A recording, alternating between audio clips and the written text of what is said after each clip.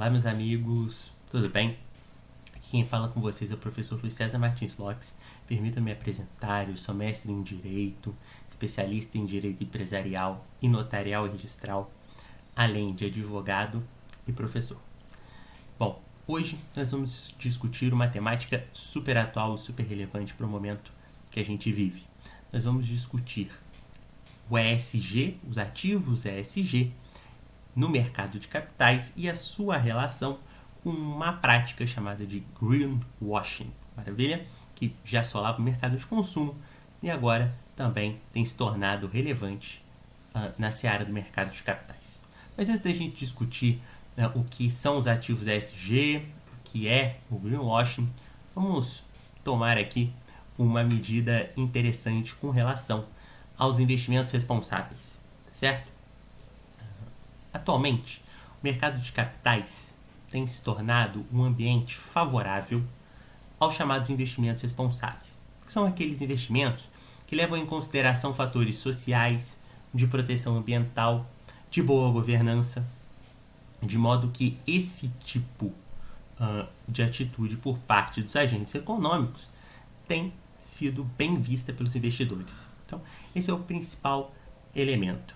Além disso, nós podemos ver que eventos internacionais da ordem internacional, como é o caso da COP26 e de diversos outros encontros de proteção ambiental, têm mostrado uma preocupação global com a preservação do meio ambiente e do protagonismo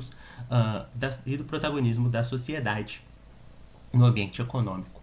Isso é uma tendência e o mercado vem acompanhando.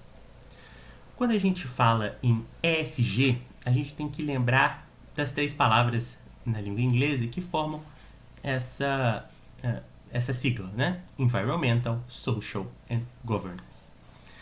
Quando a gente fala em Environmental, Social and Governance, a gente tem que remeter justamente àquela ideia de investimentos responsáveis. Então, o que a gente chama aqui de ativos ESG são justamente os ativos daquela empresa que buscam essas metas, que são metas desejáveis atualmente no mercado de capitais nacional. O que parece bastante interessante e a gente tem que tomar cuidado é de que toda novidade ou uma tendência que surge, ela tem seus pontos de regulação, os seus pontos de preocupação para que não haja por parte dos agentes econômicos distorções a fim de conseguir aqueles ativos, ou enfim, conseguir aqueles recursos, aqueles investimentos.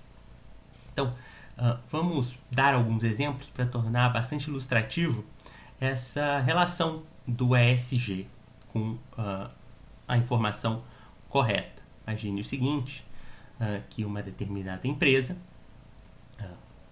faz como um sinal ao mercado uma promessa de que daqui a 5 anos, daqui a 10 anos, iria dar protagonismo a uma maior quantidade de mulheres em cargos de direção.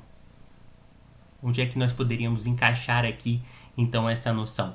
Sem dúvida nenhuma, dentro do ESG, na gaveta do social. Maravilha? Então, é um desenvolvimento social, uma demanda social, que a empresa, buscando um investimento em específico, demanda e dá um sinal ao mercado de que fará. Em razão disso, ela consegue captar recursos para aquele objetivo específico ou se torna mais atraente aos investidores, aos olhos dos investidores e, consequentemente, recebe esses recursos oriundos de investimento. Então, a gente tem aqui um movimento na direção do social. Maravilha? No environmental, a gente poderia pensar no mesmo sentido. Uma determinada indústria diz que vai reduzir em 5, 10 anos a redução da emissão de carbono. É uma conduta que dá um sinal positivo ao mercado e, consequentemente, conseguiria captar recursos dos investidores? Sem dúvida nenhuma. Na governança, a mesma coisa. A gente conseguiria ver no governance uma ideia, então, de uma gestão mais transparente e, igualmente, seria um sinal positivo ao mercado, atraindo investimento. Não obstante, o que a gente encontra e isso é uma questão eminentemente jurídica, que não se tem critérios muito bem estabelecidos que tragam segurança e previsibilidade, a fim de que esses investimentos sejam direcionados de fato a empresas que ou consigam produzir aquele resultado esperado dentro dos critérios ESG, ou que ao menos se comprometam com alguma seriedade a tal. O que vem acontecendo, e aí que entra a prática do greenwashing.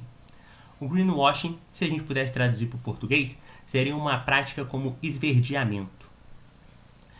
A ideia que já existia no mercado de consumo é de que determinadas empresas, para ganhar mercado, diziam, aqui eu me faço referência ao mercado de consumo, né? Iam ao mercado, ofereciam os seus produtos e colocavam rótulos verdes, diziam que auxiliavam a preservação do meio ambiente com as suas condutas, e que na verdade isso era apenas um instrumento de marketing. Isso era apenas um instrumento para captar recursos com essa valorização através da venda de seus produtos em detrimento dos concorrentes, e que na prática, nada faziam para a preservação do meio ambiente.